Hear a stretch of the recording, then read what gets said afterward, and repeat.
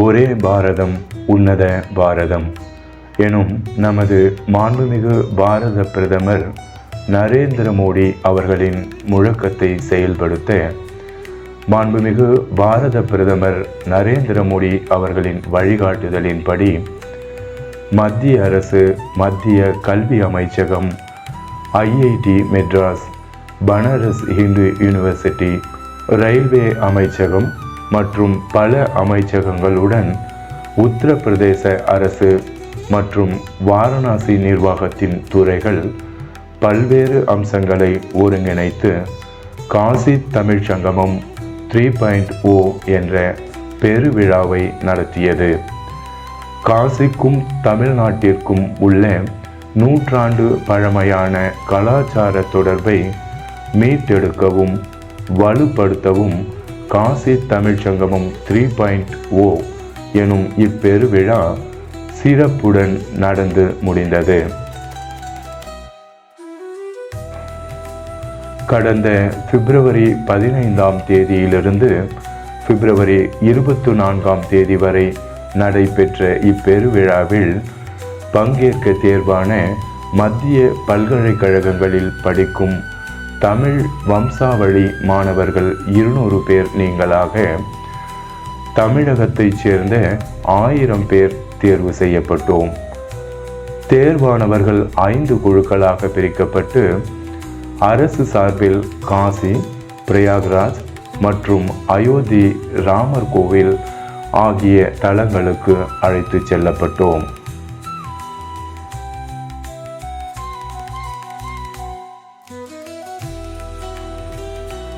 வாருங்கள், என்னுடன் பயணிக்கலாம். நான் உங்கள் ஹோமியோபதி டாக்டர் சிவகுமார். என்னுடைய பயணம் பிப்ரவரி 16 அன்று காலை துவங்கியது. பயண அனுபவத்தை முழுமையாக பெற வேண்டும் என்பதற்காக ரயில் பயணம் துவங்கும் இடமான கோயம்புத்தூரிலிருந்து எங்களுக்காக ஏற்பாடு செய்யப்பட்ட சிறப்பு ரயிலில் பயணித்தேன்.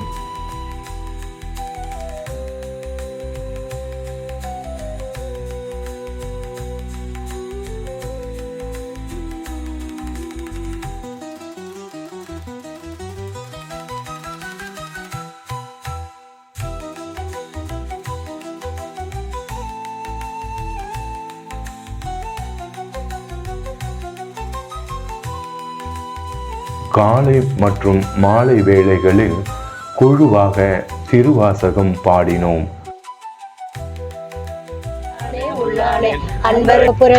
பாசமாம் பற்றருக்கு செய்திடினும் அஞ்சலிலே செய்திடினும் மண்ணினாலே செய்திடினும் மண்ணனிலே செய்திடினும் மண்ணினம் கவிழ்ந்த போது வைத்து வைத்தருக்குவார் தென்கடம் கவிழ்ந்த போது வேண்டும் என்று பேணுவார்.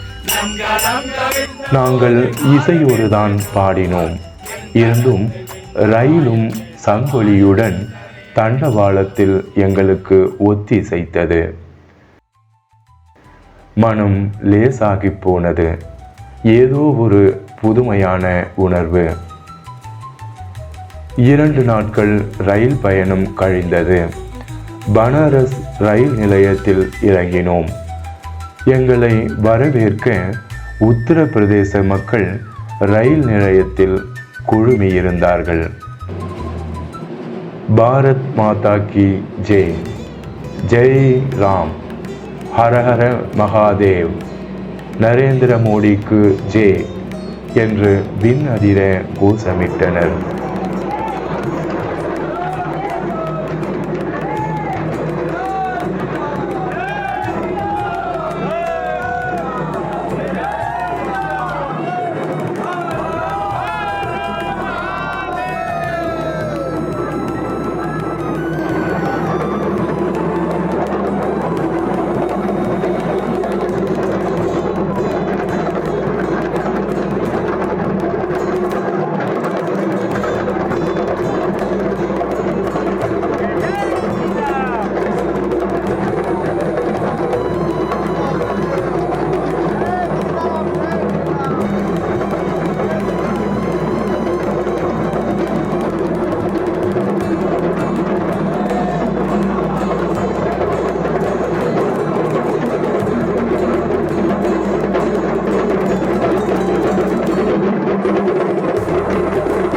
பெரிய அளவிலான உடுக்கை மற்றும் மேளங்கள் ஒலிக்கப்பட்டன. பட்டுக்கம்பள வரவேற்பு.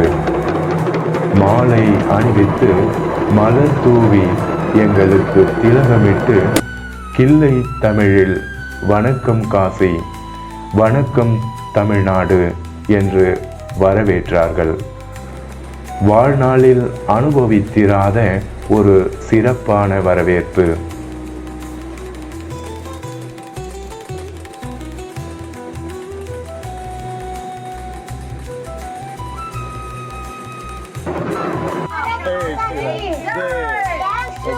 I welcome you to the Kasi Bible Sangam. மீண்டும் மீண்டும் என் காதில் வணக்கம் காசி என்றே ஒலித்து கொண்டிருந்தது.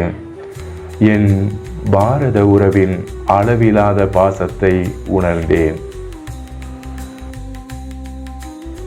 விடுதிக்கு சென்று எங்களை தயார்படுத்தி கொண்டு காசி தமிழ் சங்கமும் விழா நடந்து கொண்டிருக்கும் நமோகாட் படித்துறைக்கு சென்றோம்.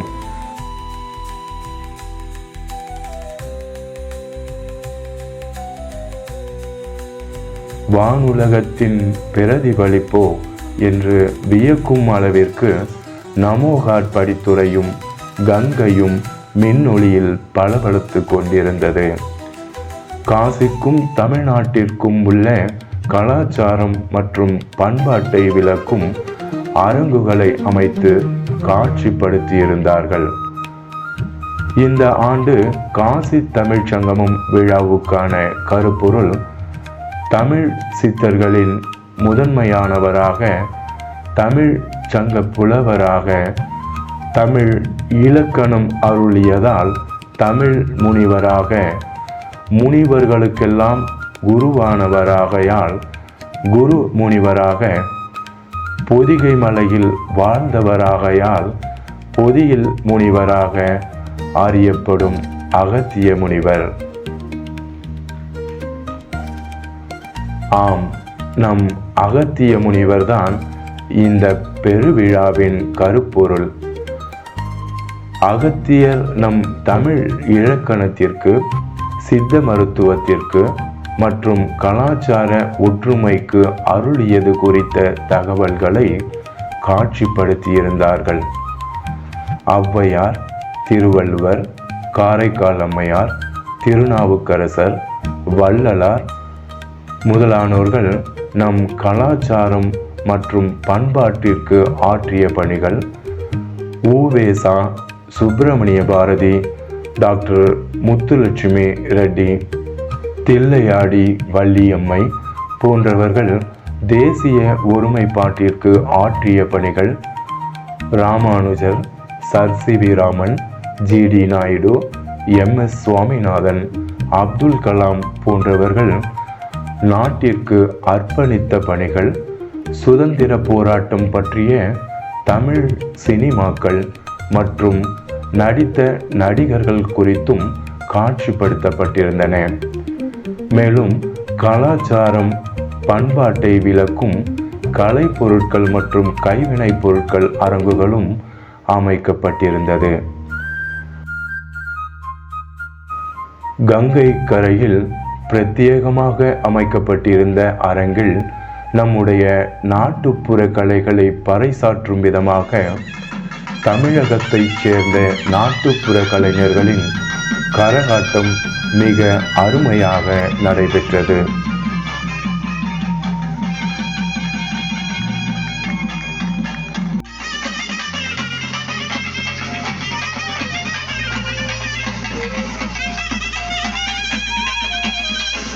காசிக்கும் தமிழ்நாட்டிற்குமான கலாச்சாரத்தை, பண்பாட்டை, ஒருமைப்பாட்டை வலுப்படுத்தும் மிகவும் நேர்த்தியான விழாவாக அமைந்திருந்தது.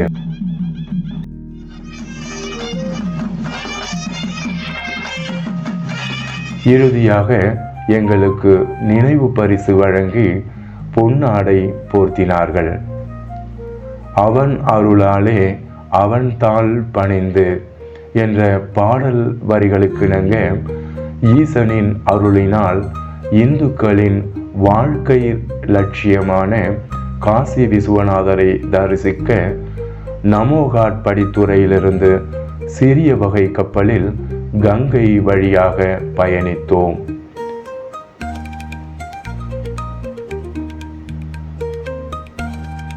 மாலையில் மின்னொளியில் பளபளக்கும் காசி நகரின் அழகையும் மின்னும் கங்கையின் அழகையும் ரசித்தவாறே காசி விஸ்வநாதர் கோவிலுக்கு செல்லும் மணிகர்ணிகா காட் படித்துறையை அடைந்தோம். லட்சக்கணக்கானோர் காத்திருக்க முக்கிய பிரமுகர்களுக்கான சிறப்பு தரிசனம் கிடைக்க பெற்றோம்.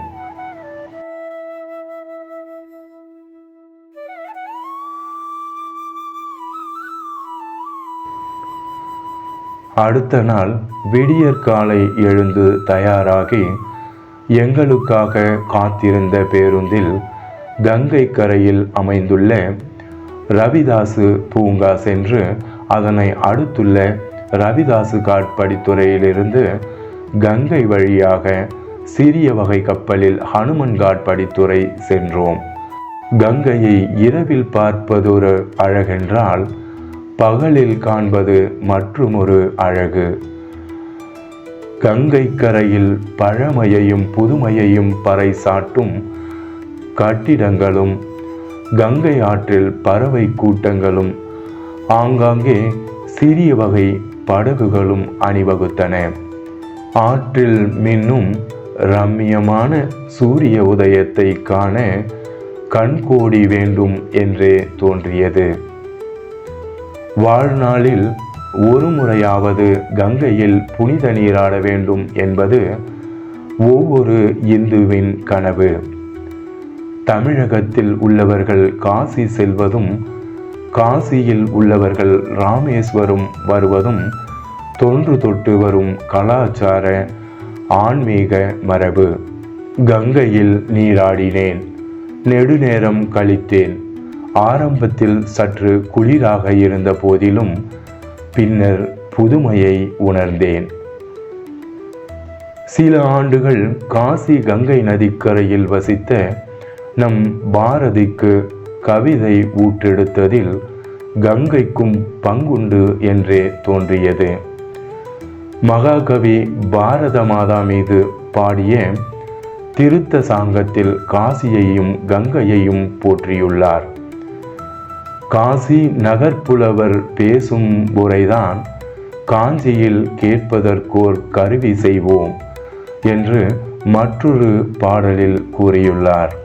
காசியில் அவருக்கு ஏற்பட்ட அனுபவங்களே அவரை நவீன தமிழ் கவிஞராகவும் படைப்பாளியாகவும் மாற்றின என்று சொன்னால் அவை மிக இல்லை. பாரதியின் இல்லத்திற்கு சென்றோம். அறைச்சுவற்றில் பாரதியின் பழைய புகைப்படங்கள் வைத்திருந்தனர். அறையில் ஆளுயர மார்பளவு சிலை. பாரதி என்னை பார்த்தார், நானும் அவரை பார்த்தேன்.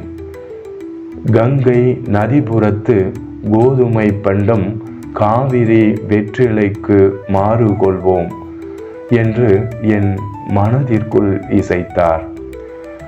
பாரதியின் தேசிய ஒருமைப்பாடு கனவு தற்போது நினைவாகிக் கொண்டிருப்பதை நினைத்து பெருமை கொண்டேன். பாரதியின் இல்லத்திற்கு சற்று தள்ளி எதிரில் அமைந்திருந்த சங்கரமடம் சென்றோம்.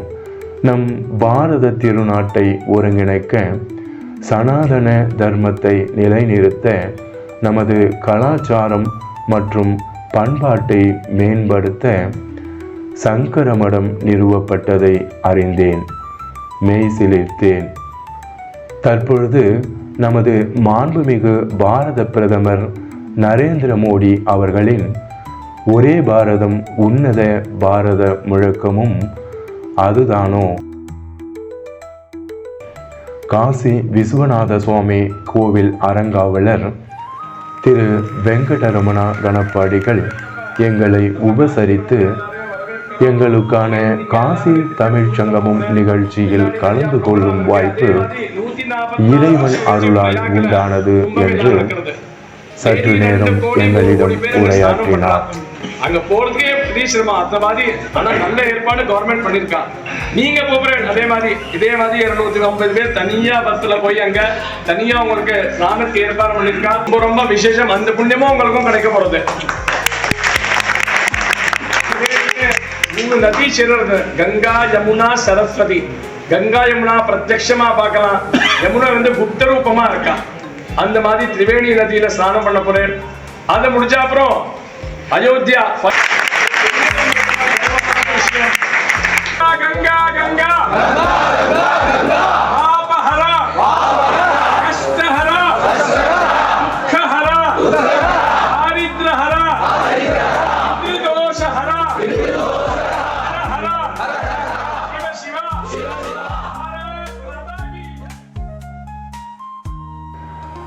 அன்று மதியம் பனாரசு இந்து பல்கலைக்கழகத்தை அடைந்தோம். பண்டிதர் மதன் மோகன் மாளவியாவால் நிறுவப்பட்ட இந்த பல்கலைக்கழகம் ஆசியாவிலேயே தமக்கென ஒரு புகழையும் பெரிய வளாகத்தையும் கொண்டது. இந்த பல்கலைக்கழகத்தில் தமிழ் படிப்புகளுக்காக மகாகவி சுப்பிரமணிய பாரதியின் பெயரில் தனி இருக்கை உருவாக்கப்பட்டுள்ளது.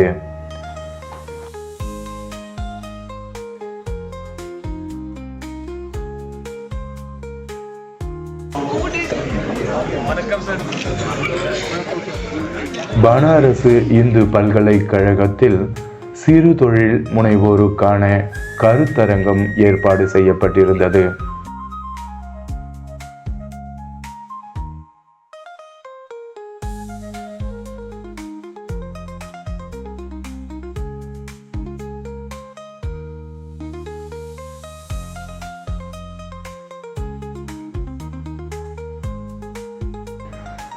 பேராசிரியர் ராமநாதன் எங்களை வரவேற்றார். அவரது தலைமையிலான பேராசிரியர்கள் தமிழ்நாடு மற்றும் உத்தரப்பிரதேச மாநிலங்களுக்கு இடையேயான தொழில் முனைவோருக்கான வாய்ப்புகள் குறித்து பேசினர்.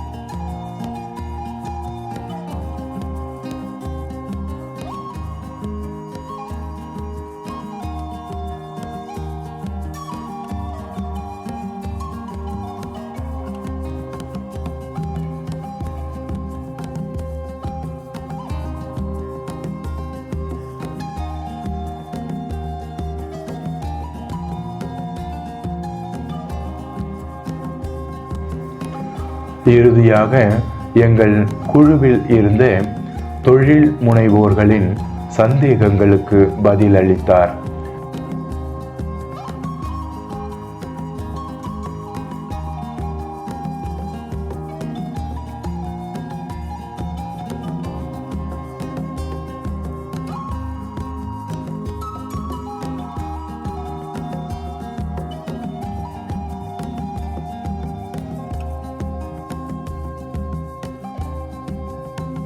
கருத்தரங்கம் இனிதே நிறைவுற்றது. இருதரப்பு உறவு மற்றும் வணிக மேம்பாட்டை அதிகரிக்க ஏற்படுத்தப்பட்ட அருமையான கலந்தாய்வு நிகழ்ச்சி.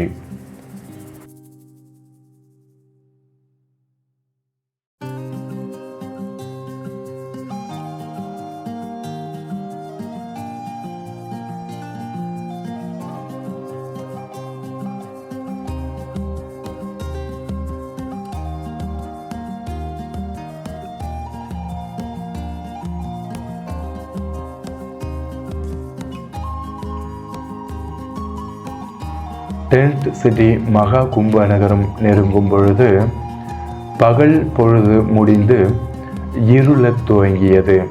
நதியை நெருங்க நெருங்க இரவை பகலாக்கும் விளக்கொழியில் மகா கும்ப நகரம் தென்பட ஆரம்பித்தது. கண்ணு கெட்டிய தூரம் வரை எங்கும் தற்காலிகமாக அமைக்கப்பட்ட குடில்களே தென்பட்டன. மிகவும் பிரமிப்பாக இருந்தது. நான் பிரமித்து போவதில் வியப்பேதுமில்லை. உலகமே உற்று நோக்கி கொண்டிருக்கும் உலகின் அதிக மக்கள் கூடும் திருவிழாவல்லவா. இங்கும் எங்களை திலகமிட்டு வணக்கம் தமிழ்நாடு என்று வரவேற்றார்கள். நாங்கள் தங்குவதற்கு இருவருக்கு ஒரு குடில் என்கின்ற விகிதத்தில் அனைத்து வசதிகளுடன் கூடிய குடில்கள் ஒதுக்கப்பட்டது. காலை உறங்கி எழுந்ததும் எங்கள் குடில்கள் அமைந்திருந்த ஆற்றங்கரையின் உயரமான பகுதியிலிருந்து சூரிய உதயத்தையும் நதியையும் கும்ப நகரின் அழகையும் ரசித்தோம்.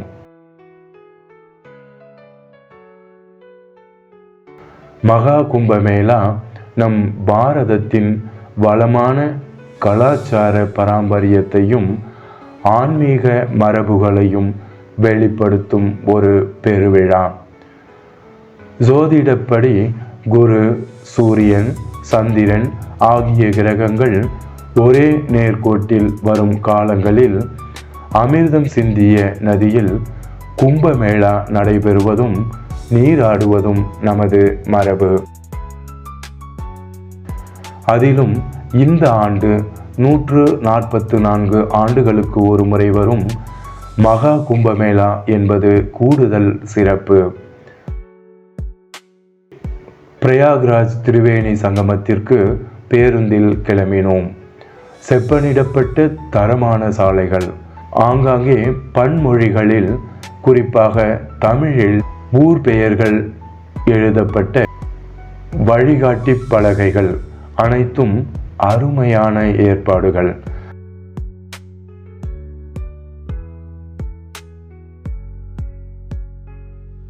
நமது மாண்புமிகு பாரத பிரதமர் நரேந்திர மோடி அவர்களின் தலைமையில் உத்தரப்பிரதேச அரசு பிரயாக்ராஜில் பிரம்மாண்டமான, பாதுகாப்பான மற்றும் ஆன்மீகத்தை வளப்படுத்தும் இன்னும் பல ஏற்பாடுகள் செய்திருப்பதை அறிந்தேன்.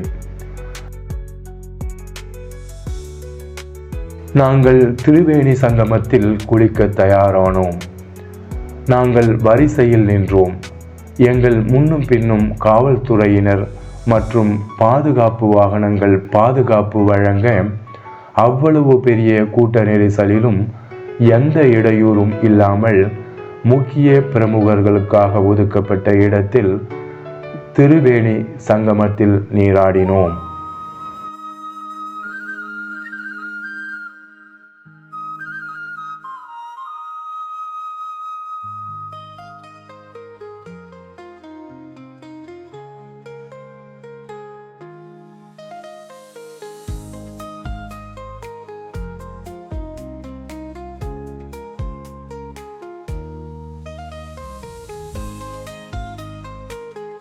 நீராடியதால் சித்தர்களின் ஆசியுடன் முற்பிறவி பாவங்கள் நீங்கி ஆன்மீக ரீதியாக மோட்சம் கிடைக்க வழி பிறந்தது என்றே உணர்ந்தேன்.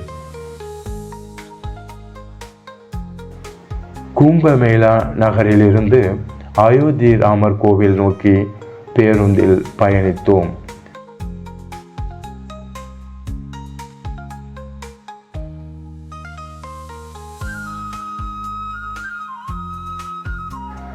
அயோத்தி சென்றடைய இரவு 11 மணிக்கு மேல் ஆகியிருக்கும் என்று நினைத்தேன்.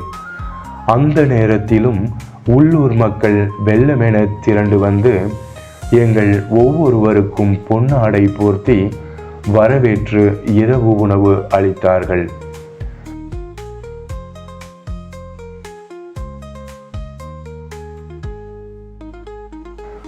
அடுத்த நாள் அதிகாலை 5 மணிக்கு அங்கிருந்து ராம் லல்லா என்று அழைக்கப்படும் குழந்தை ராமர் கோவில் அமைந்திருக்கும் இடத்திற்கு பேருந்தில் சென்றோம். அயோத்தி ராமர் கோவில் கடந்த 22 ஜனவரி 2024 அன்று பிராண பிரதிஷ்டை செய்து திறக்கப்பட்டது. கோவில் வளாகத்தில் முக்கிய பிரமுகர்கள் செல்லும் பாதையில் மின்சார காரில் தரிசனத்திற்கு அழைத்து சென்றார்கள். கோவில் வளாகத்தில் ஆங்காங்கே திருப்பணிகள் நடந்து கொண்டிருந்தது.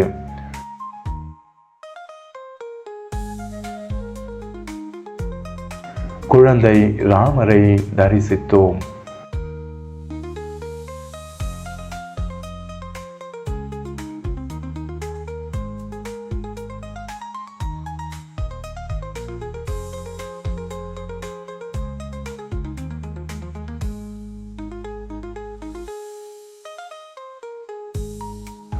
முப்பது ஆண்டுகளுக்கு முன்பு நாட்டின் பல்வேறு பகுதிகளில் இருந்து பல மொழிகளில் ராமர் பெயர் பொறிக்கப்பட்ட 200,000த்திற்கும் மேற்பட்ட செங்கற்கள் இக்கோவில் கட்டுமான அடித்தளத்திற்கு பயன்படுத்தப்பட்டுள்ளது. ராஜஸ்தான் மாநிலத்தின் பரத்பூர் மாவட்டத்தில் உள்ள பன்சி கிராமத்திலிருந்து பெறப்பட்ட 600,000 கன அடி மணற்கற்களை கொண்டு கட்டுமான பணிகள் நிறைவேற்றப்படுகின்றன. மைசூரை சேர்ந்த சிற்பியால் செதுக்கப்பட்ட கருப்பு கருங்கல் சிலை இக்கோவிலின் கருவறையில் வைக்கப்பட்டுள்ளது. இக்கோவிலுக்கு தேவைப்பட்ட 12 ஆலய மணிகளும் 36 பிடிமணிகளும் ஒரு பெரிய 650 கிலோ எடை கொண்ட வெண்கல மணியும் தமிழகத்திலிருந்து அனுப்பப்பட்டுள்ளது. ராஜஸ்தானைச் சேர்ந்த சத்ய நாராயண் பாண்டேவின் வெள்ளை பளிங்குக்கல் சிலை, தங்கவில் மற்றும் அம்புகள் குழந்தை ராமரை சித்தரிக்கின்றது. கர்நாடகாவைச் சேர்ந்தவரால் கிரீடத்தில் சூரியன் உட்பட சூரிய வம்சத்தின் சின்னங்கள் பொறிக்கப்பட்டுள்ளது. அயோத்தி ராமர் கோவிலுக்கான அசல் வடிவமைப்பு அகமதாபாத்தை சேர்ந்தவரால் தயாரிக்கப்பட்டுள்ளது. மொத்தத்தில் இவை அனைத்தும் நம் தேசிய ஒருமைப்பாட்டின் பயன் என்றே தோன்றியது. குழந்தை ராமரை தரிசித்துவிட்டு மீண்டும் எங்களது பயணத்தை பேருந்தில் தொடர்ந்து இரவு 9 மணிக்கு அனைவரும் பனாரசு ரயில் நிலையம் வந்தடைந்தோம்.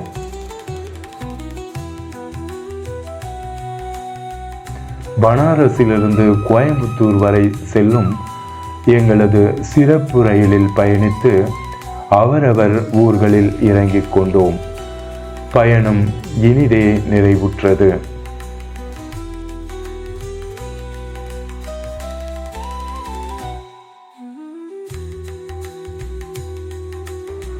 நினைத்து பார்த்தேன். தலைச்சங்க புலவர் அகத்திய முனிவராலும் புராணங்களாலும் வேதங்களாலும் அறியப்படும் தமிழ்நாட்டிற்கும் காசிக்கும் உள்ள 2000 ஆண்டுகளுக்கு முற்பட்ட பழமையான தொடர்பையும் செம்மொழி தமிழாய்வு மத்திய நிறுவனம் பதிப்பித்துள்ள தமிழர் மரபில் காசி எனும் ஆராய்ச்சி கட்டுரையின் வாயிலாக தமிழ் இலக்கியங்கள் மற்றும் கல்வெட்டுகளில் காணப்படும் நூற்றாண்டுகள் பழமையான தமிழ்நாட்டிற்கும் காசிக்கும் உள்ள தொடர்பை அறிய முடிகின்றது. ஒரே பாரதம் உன்னத பாரதம் என்ற நமது பாரத பிரதமர் மாண்புமிகு நரேந்திர மோடி அவர்களின் முழக்கத்தை செயல்படுத்தும் விதமாக காசிக்கும் தமிழ்நாட்டிற்கும் உள்ள நூற்றாண்டு பழமையான உறவை மீட்டெடுக்கவும் வலுப்படுத்தவும் நடைபெற்ற காசி தமிழ் சங்கமம் விழாவில் நானும் ஒரு விழுதாய் பங்கு கொண்டதில் மகிழ்கின்றேன். வாழ்க மாண்புமிகு பாரத பிரதமர் நரேந்திர மோடி அவர்கள். வாழ்க பாரதம். நன்றி.